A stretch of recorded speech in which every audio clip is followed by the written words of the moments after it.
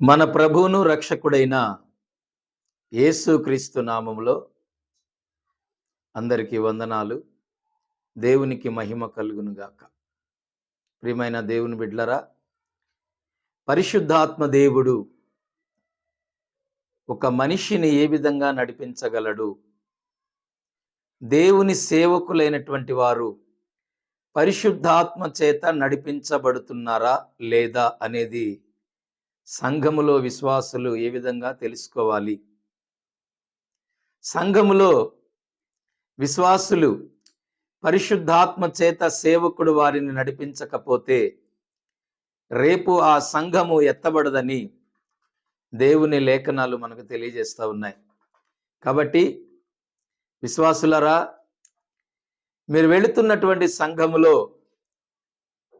మీ దైవజనులు పరిశుద్ధాత్మ చేత నింపబడి మీకు బోధిస్తున్నారా? వారి పరిశుద్ధాత్మ పూర్ణులేనా? మీరు ఎప్పుడైనా వారిని మీరు గమనించారా? మీరు గమనించినట్లయితే మీరు లేఖనాలను పరిశోధించండి. దేవుని వాక్యము మీకు తెలియకపోతే మీరు చాలా ఇబ్బంది పడతారు. రేపు దేవుని రాకడలో ఖచ్చితంగా మీరు నష్టపోతారు. కాబట్టి దేవుని వాక్యము ఏమని బోధిస్తుందో అది నేను మీకు తెలియజేస్తాను. ప్రతి ఒక్కరు కూడా మీరు దయచేసి వినాలా. ఎందుకంటే దొంగ ప్రవక్తలు వస్తారని, దొంగ బోధకులు వస్తారని, మరి అంత్యకాలములో ఏర్పరచబడిన వారిని సైతము కూడా మోసపరిచేవారు వస్తారని, మరి దేవుని రాకడ సమీపంగా ఉంది కాబట్టి మీరు చాలా జాగ్రత్తగా పరిశోధించుకోవాలని ప్రభు పేరిట నేను మీకు మనవి చేస్తున్నాను. దయచేసి దేవుని బిడ్డలారా, మీరు గమనించాలి. అపవాది మిమ్మలను మోసము చేయకుండానట్లు మీరు పరిశుద్ధాత్మ పూర్ణులై దేవుని రాకడలో మీరు ఎత్తబడే సంఘములో మీరు కట్టబడాలి. గుంపులుగా మరి సంఘాల్లో గుంపులు ప్రజలు కనపడుతున్నారని, అక్కడేదో మెరాకల్ అద్భుతాలు జరుగుతున్నాయని మీరు గుంపులో కలిసిపోతే రేపు నష్టపోయేది మీరే. ఈరోజు మీ దైవజనుడు మీకు పరిశుద్ధాత్మ గురించి బోధిస్తున్నాడా? కృపావరాల గురించి మీకు బోధిస్తున్నాడా? ఒకవేళ ఆ కృపావరాల గురించి మీకు బోధించకపోయినా, పరిశుద్ధాత్మ గురించి మీకు బోధించకపోయినా, ఒకవేళ మీరు పరిశుద్ధాత్మ చేత మీరు నింపబడకపోయినా మీ బ్రతుకు కాలమంతా వ్యర్థమే. దేవుని మందిరానికి వెళ్ళిన ప్రయోజనం లేదు, దానివల్ల ఉపయోగం లేదు.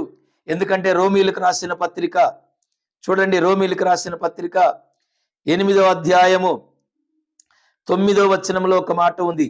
దేవుని ఆత్మ మీలో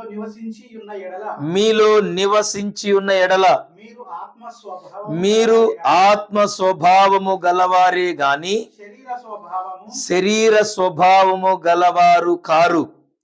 ఎవడైనను క్రీస్తు ఆత్మ లేని వాడైతే వాడాయన వాడు కాడు అని స్పష్టంగా చెప్తుంది. ప్రేమైన దేవుని బిడ్డలారా, మీరు బాగా గమనించండి.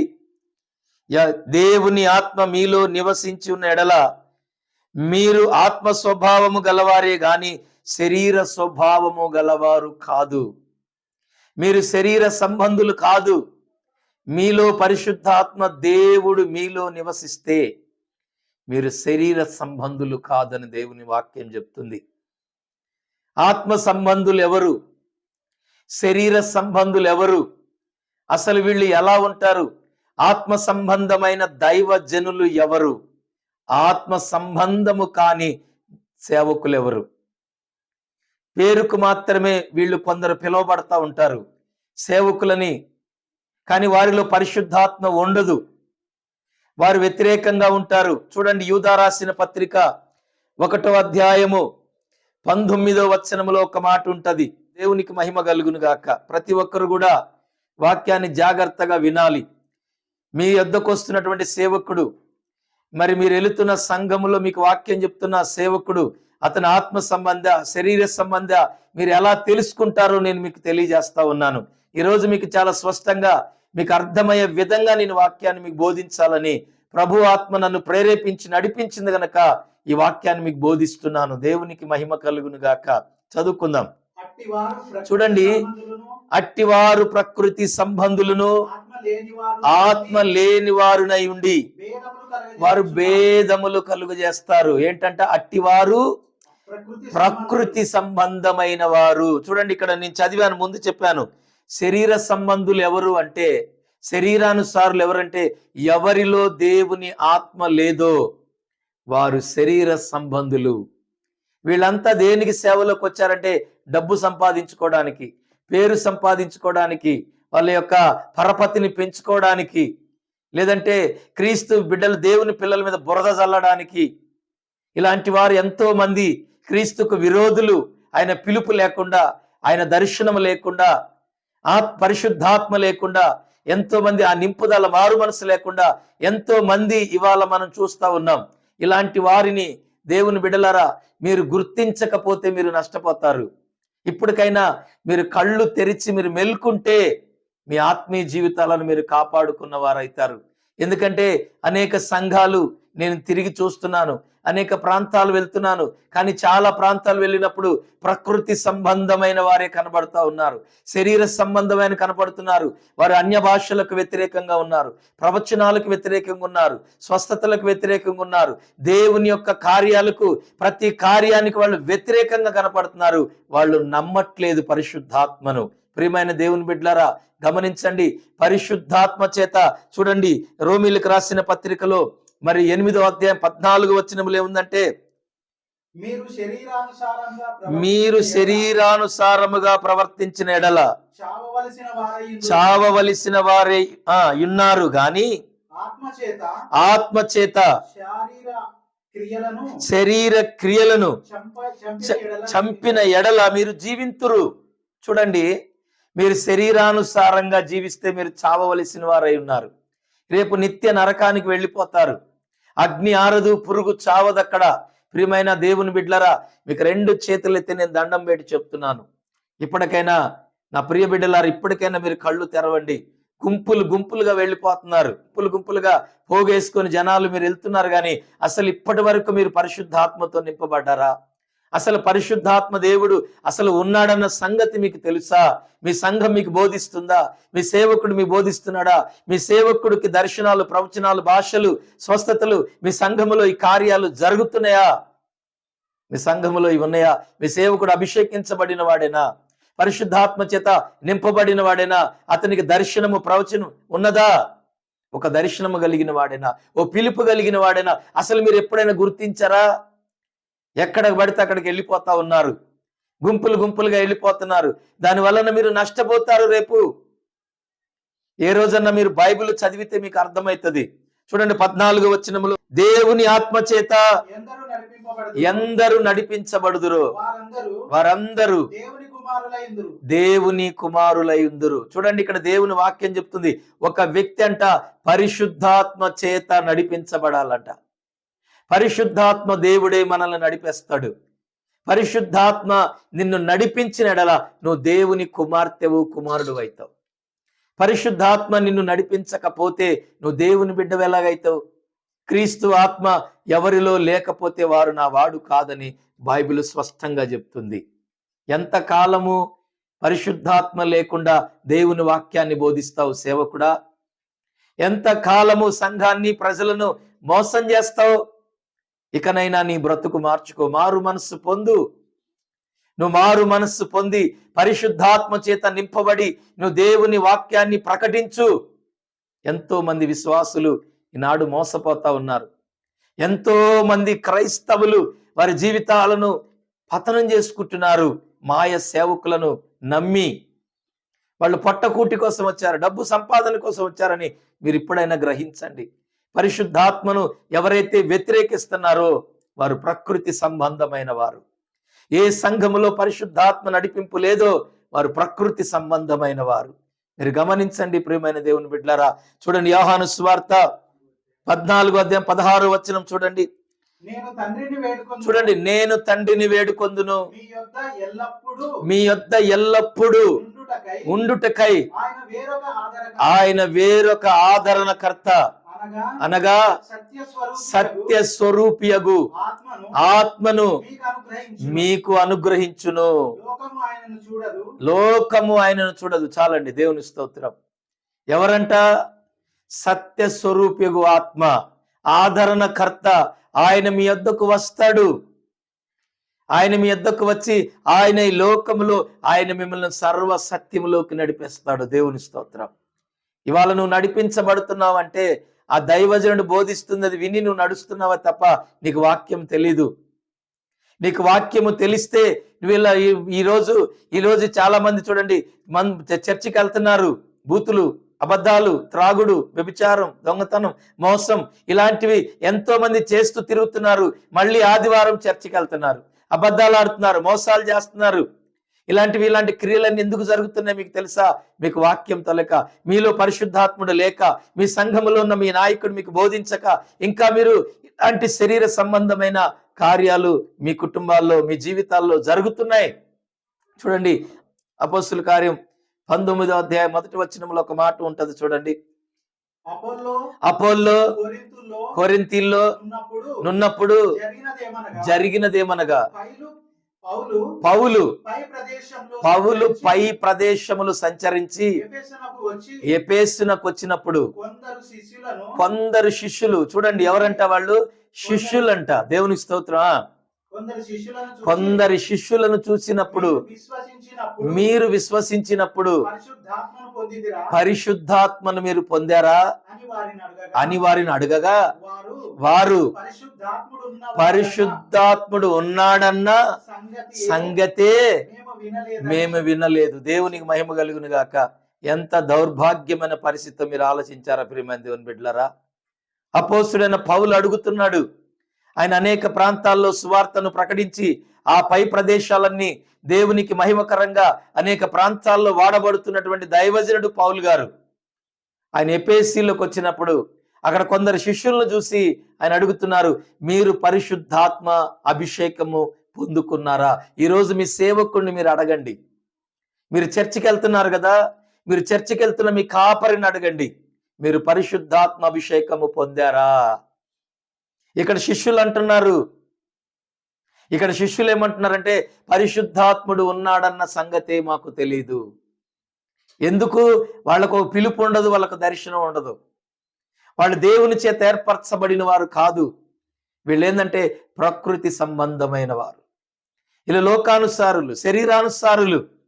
అందుకనే వీళ్ళకి పరిశుద్ధాత్మ గురించి తెలీదు. వీళ్ళు అందుకనే బోధించలేరు కూడా.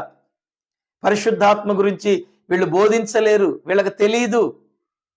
అందుకనే వీళ్ళు వ్యతిరేకిస్తారు. భాషలు ఎక్కడున్నాయి? ప్రవచనాలు ఎక్కడున్నాయి? దర్శనాలు ఎక్కడున్నాయి? స్వస్థతలు ఎక్కడున్నాయి? ఎక్కడ జరుగుతున్నాయి? ఇలాంటి వ్యతిరేకమైన మాటలు వాళ్ళల్లో వస్తూ ఉంటాయి. దేవుని ఆత్మ లేకుండా వీళ్ళు నడిపించబడతా ఉంటారు. దయచేసి ఇప్పుడన్నా తెలుసుకోండి దేవుని పిల్లలారా. దయచేసి నేను బ్రతిమిలాడి మీకు చెప్తున్నాను, మీ సంఘానికి వెళ్ళి మీ కాపరిని అడగండి, మీరు పరిశుద్ధాత్మ అభిషేకంతో నింపబడిన దైవజనుడవేనా? నీకు దేవుని పిలుపు ఉందా? దేవుని దర్శనం ఉందా? దేవుని దర్శనం ఉన్నవాడు స్థిరంగా ఉంటాడు. పుట్టగొడుగులు లాంటి సంఘాలు కట్టుకుంటా తిరగడు, ఇళ్ళమ్మడి తిరగడు, కొంపలమ్మడి తిరగడు. దేవుని దర్శనము కలిగిన వాడు, దేవుని పిలుపు కలిగిన వాడిని దేవుడు పోషిస్తాడు. విశ్వాసులు ఇళ్ళ చుట్టూ తిరిగి విశ్వాసులను భ్రమపరిచి, విశ్వాసుల్ని మోసం మాయమాటలు చెప్పి సంఘాలను ఖాళీ చేసి, ఇతర సంఘాలను ఖాళీ చేసి, ఇతర దైవజనులను కన్నీళ్లు పెట్టించేవాడు సేవకుడు కాదు. మీరు గమనించాలి. ఇవాళ అలాంటి సేవకులు బయలుదేరారు. ఎవరు? ప్రకృతి సంబంధమైన వారు. ఇదొక బిజినెస్ లాగా చేస్తున్నారు సేవ. ఇదొక బిజినెస్ లాగా అయిపోయింది. వాళ్ళ షాపులో వ్యాపారం బాగుంది, మన షాపులో వ్యాపారం పెంచుకుందాం అన్నట్లు ఇదొక బిజినెస్. దయచేసి మీరు గమనించాలి. బైబిల్ చెప్తుంది చూడండి, మత్తయి సువార్త 10వ అధ్యాయము 20వ వచనం చదువుకుంది. చూడండి, మీ తండ్రి ఆత్మ మీలో ఉండి మాట్లాడుచున్నాడే గాని మాట్లాడువారు మీరు కాదు. మాట్లాడువారు మీరు కాదు. మీరు మాట్లాడేవారు కాదండి, తండ్రి ఆత్మ మీలో ఉండి మాట్లాడుతున్నాడు. దేవుని ఆత్మ దైవ జనుడిలో ఉండి మాట్లాడాలి. దేవుని ఆత్మ దైవ జనుల్లో ఉంటే అదే ఆత్మ సంఘములో కూడా పనిచేస్తుంది. ఇక్కడ చూడండి, అదే అపోస్తుల కార్యం 19వ అధ్యాయం మనం చదువుకుంటే అక్కడ 2వ వచనంలో అపోస్తుడైన పౌలు మరి అక్కడ ఉన్నటువంటి వారి మీద చేతులు ఎత్తి ప్రార్థన చేశారంట. చూడండి, చదవండి, ఆ మాటలు చదవండి. వారు పరిశుద్ధాత్ముడు ఉన్నాడన్న సంగతియే మేము వినలేదని చెప్పి అప్పుడు అతడు అలాగైతే మీరు దేనిని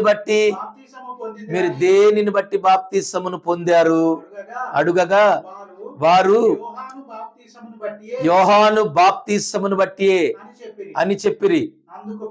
అందుకు పౌలు యోహాను తన వెనక వచ్చువాని యందు అనగా యేసునందు విశ్వాసముంచవలనని ప్రజలతో చెప్పుచు మారు మనసు విషయమై బాప్తిసమిచ్చనని చెప్పెను. వారు ఆ మాటలు విని చూడండి, ప్రభువైన యేసు నామమున మళ్ళీ రిటర్న్ బాప్తిసం ఇవ్వాల్సి వచ్చింది. ఇవాళ ఎంతమంది సేవకులకి ఇవాళ రిటర్న్ బాప్తిసం? అక్కడ ఉన్నది శిష్యులు, విశ్వాసులు కాదు. అక్కడ వాళ్ళకి అపోస్తుడైన పౌలు రిటర్న్ బాప్తిసం ఇచ్చాడు. అక్కడ చదవండి. చూడండి, పౌలు తర్వాత వారి మీద చేతులు పెట్టినప్పుడు వారు పరిశుద్ధాత్మ వారి మీదకి వచ్చింది. అప్పుడు వాళ్ళు భాషలతో మాట్లాడారు, ప్రవచించుటకును మొదలు పెట్టారు. ఓ రిబారా శ్యాల మోరితార భోరిక్లందర. ప్రియమైన దేవుని బిడ్డలారా, గమనించండి.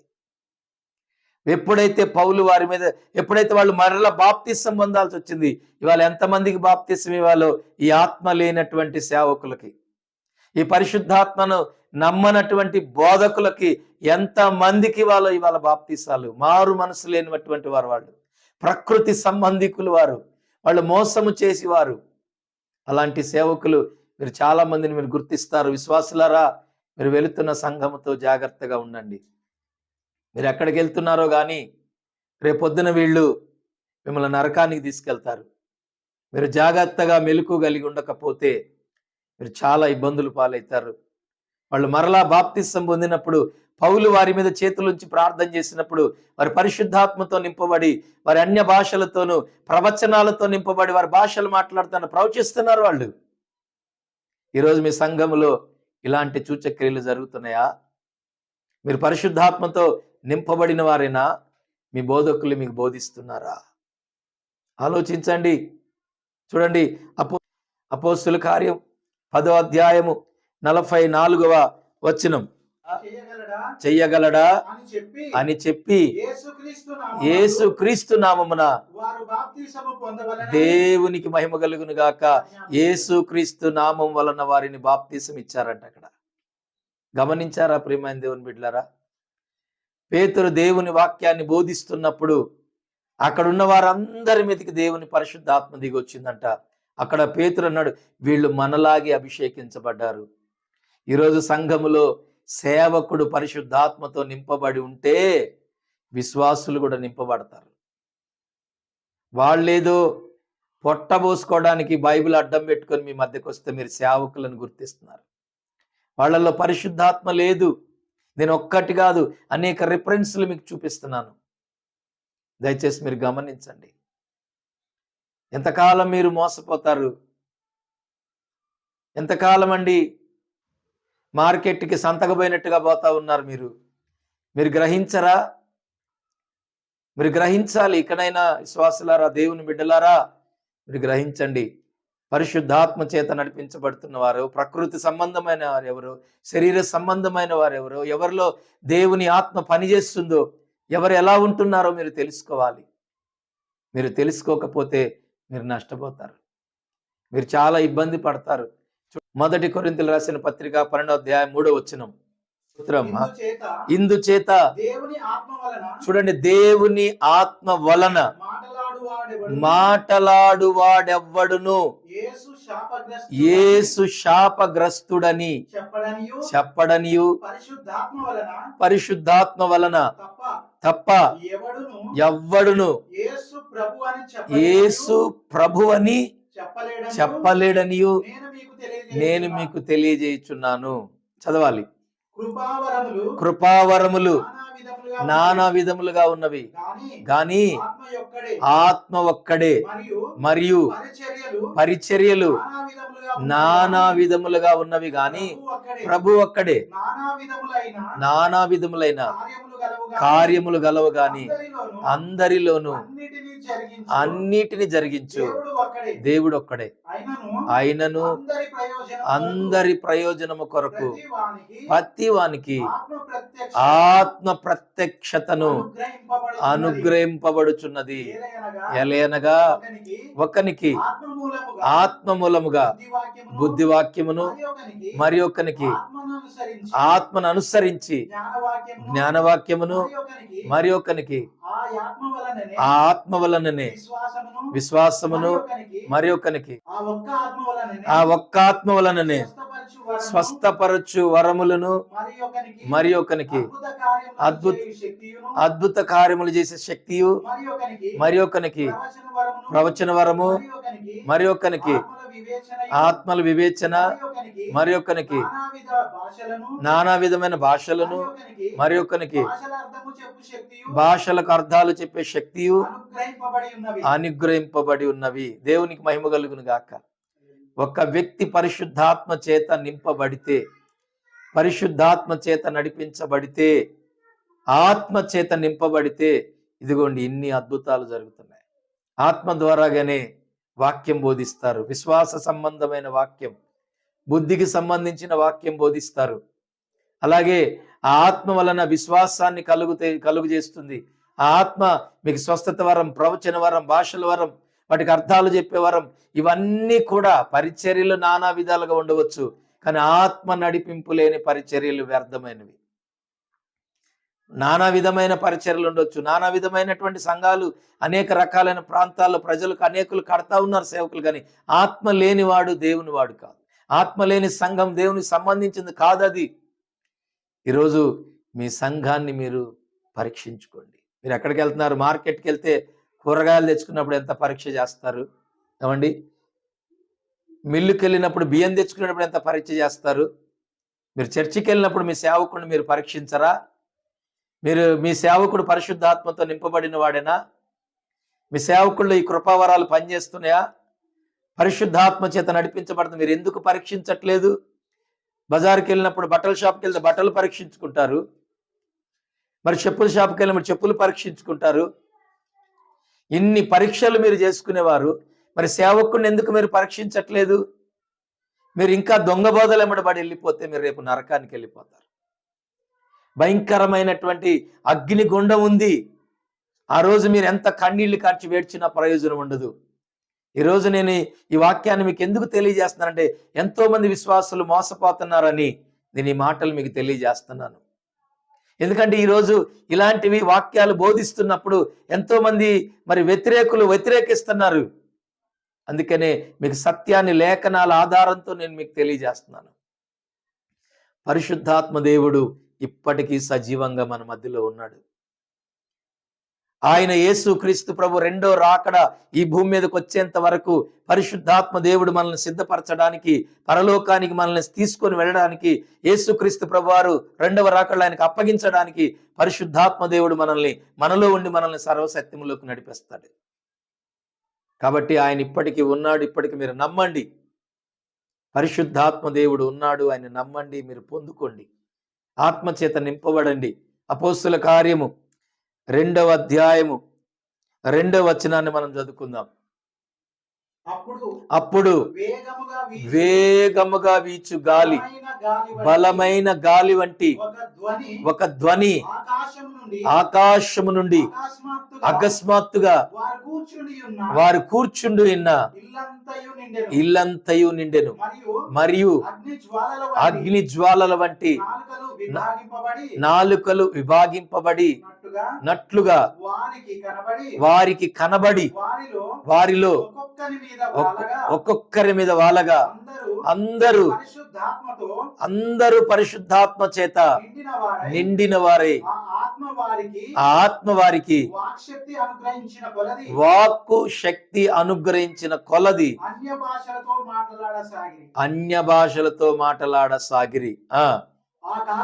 ఆ కాలమున ఆకాశము క్రింద నుండి ప్రతి జనములో నుండి వచ్చిన భక్తిగల యూదులు యెరూషలేములో. చాలండి, దేవునికి స్తోత్రం. గమనించారా? వారికి పరిశుద్ధాత్మ దేవుడే వాక్శక్తినిచ్చాడు. ఎక్కడి నుంచి వచ్చింది పరిశుద్ధ అంటే అది దేవుని చేసిన వాగ్దానం. దేవుడు వాగ్దానం చేశాడు, నేను మిమ్మల్ని అనాథలుగా విడువను, మీ మధ్యకి నేను ఆదరణకర్తను పంపిస్తానని వాగ్దానం చేసిన దేవుడే ఆ పరిశుద్ధాత్మ వారి మీదకి దిగి వచ్చినప్పుడు వారి అన్య భాషలతో మాట్లాడుతున్నారు, వారి ఆత్మచేత నింపబడ్డారు. అందుకని ఆది అపోస్తులు బలమైన కార్యాలు చేయగలిగారు. ఆత్మచేత గొప్ప సూచక్రియలు వారు చేశారు. వారి ఆత్మతో నింపబడినప్పుడు వారు రోగులను స్వస్థపరిచారు, దయ్యాలను వెళ్ళగొట్టారు. మరి అనేక జీవితాలు పాడైపోయిన పట్టణాలు జీవితాలను వాళ్ళు కట్టగలిగారు. మీరు ఒక్కసారి గమనించండి ప్రియమైన దేవుని బిడ్డలారా, ఇంకెంతకాలము మీరు ప్రకృతి సంబంధమైన సేవకులను వెంబడిస్తారు? ఇప్పుడన్నా మీరు కళ్ళు తెరవండి. మీరు వెళుతున్న సంఘము అది పరిశుద్ధాత్మ చేత నింపబడిందేనా? పరిశుద్ధాత్మ చేత నడిపించబడుతున్న సంఘమేనా? నీ దైవజనుడు దేవుని ఆత్మ చేత నింపబడ్డా? ఒకసారి మీరు ఆలోచన చేయండి, పరీక్షించండి. ఈ వాక్యం వింటున్న ప్రతి ఒక్కరు కూడా మీ హృదయాలను మీరు పరీక్షించుకోండి. మీరు పరీక్షించుకోవాల్సిన సమయం ఇది. మీరు మత్తులై నిద్రపోతూ మీరు లోకానుసారంగా ఉంటే మీరు నష్టపోతారు. దయచేసి ఆలకించండి. మీరు పతనమైపోకూడదని, మీరు భ్రష్టులైపోకూడదని, మీరు నాశనం అయిపోకూడదు, మీరు నరకానికి వెళ్ళిపోకూడదు. ఈ తోడేళ్ళు లాంటి కాపరులు మీ జీవితాల్లో కొంచెం నాశనం చేయకూడదని మీకు నేను బ్రతిమలాడి చెప్తున్నాను. దయచేసి దేవుని వాక్యాన్ని శ్రద్ధగా వినండి.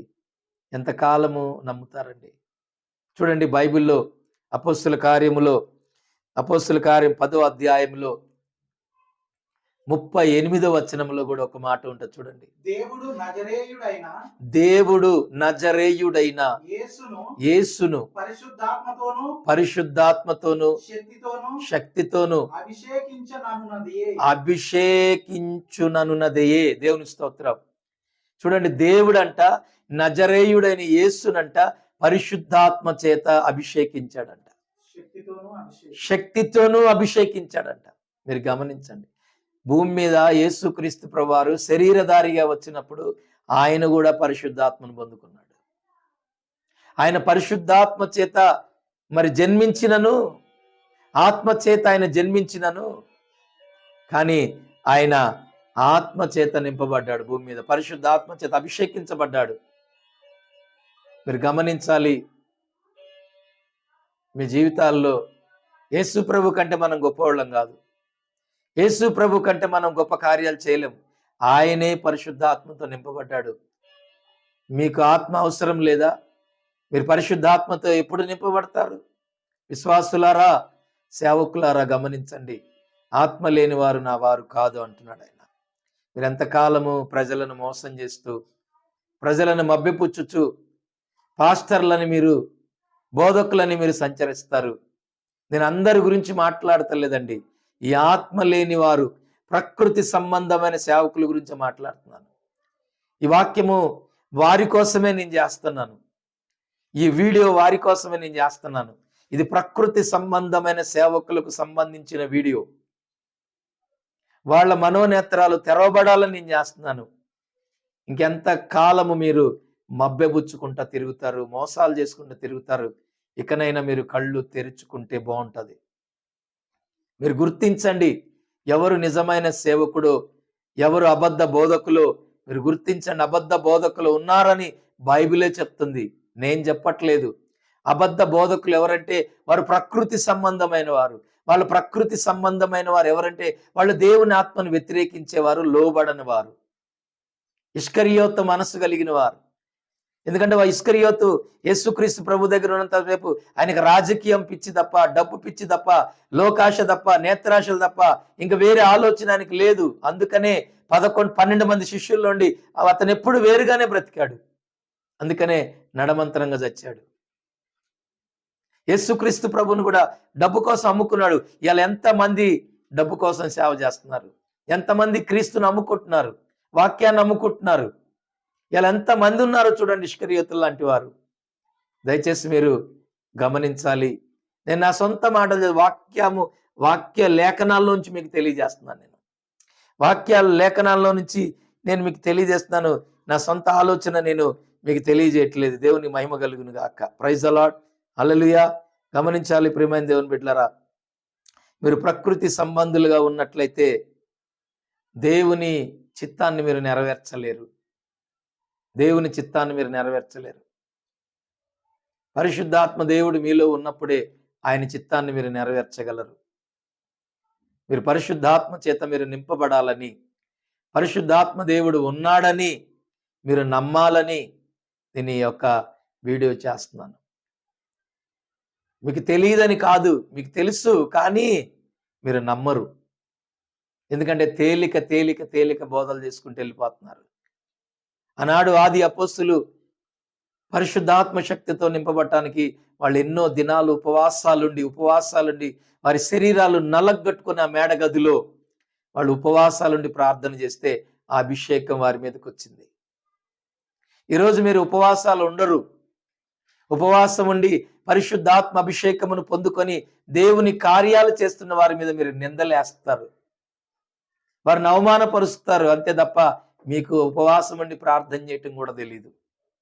అందుకనే మీరు అలా ఉపవాసం ఉండి కన్నీరు గార్చి ప్రార్థన చేసి దేవుని ఆత్మచేత నడిపించబడుతున్న వారి మీద ఈ ప్రకృతి సంబంధమైనటువంటి వారు అపనిందలు వేస్తుంటారు. ఎందుకంటే వీళ్ళు ఉపవాసం ఉంటే కదా వీళ్ళ మీద పరిశుద్ధాత్మ దేవుడు రావడానికి, వీళ్ళు మారు మనసు ఉంటే కదా వీళ్ళు పరిశుద్ధాత్మతో నింపబడటానికి. గమనించారా? ఇలాంటి వారిని మీరు వెంబడిస్తున్నారేమో, జాగ్రత్త. ఇప్పుడైనా మెలకువగలిగి పరిశుద్ధాత్మ దేవుని చేత నడిపించబడుతున్న సంఘాలు ఎక్కడైతే ఉన్నాయో అక్కడికి వెళ్ళండి.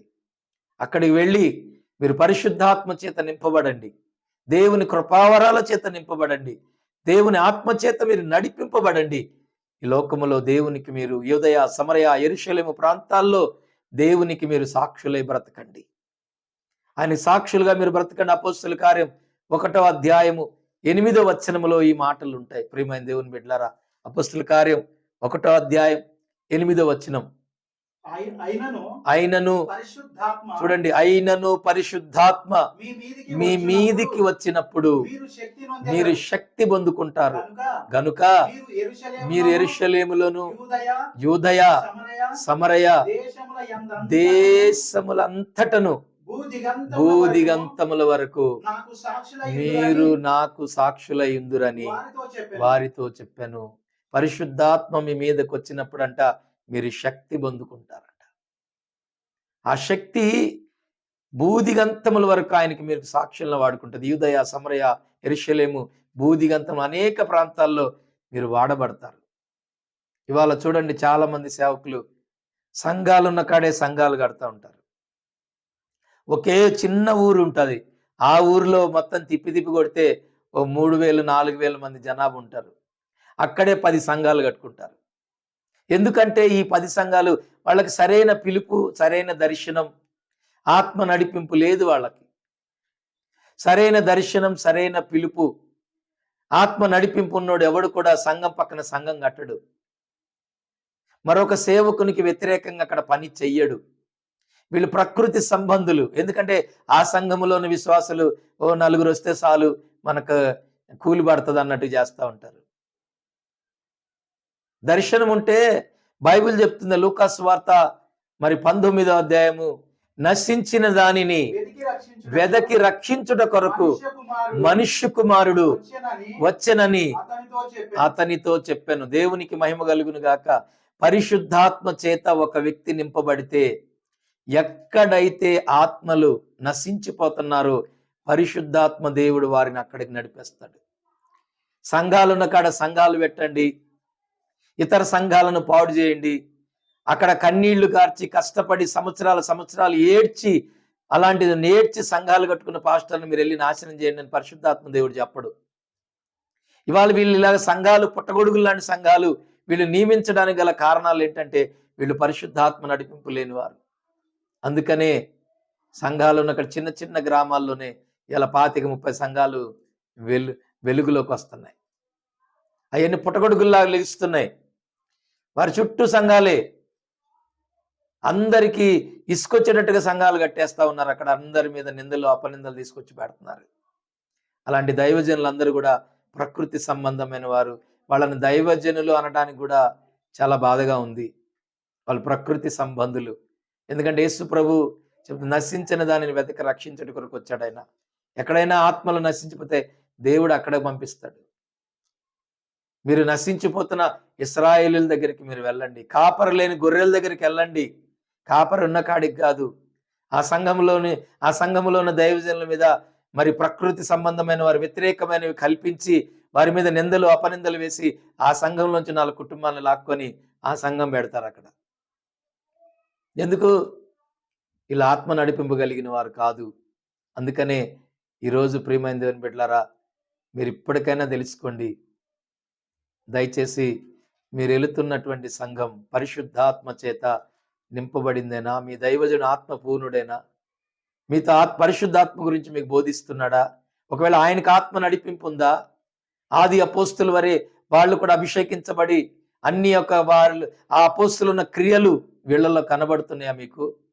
ఒకవేళ అవి లేకపోతే వాళ్ళు దొంగ బోధకులు. అలాంటి వారిని మీరు వెంబడించకపోవడమే మంచిది.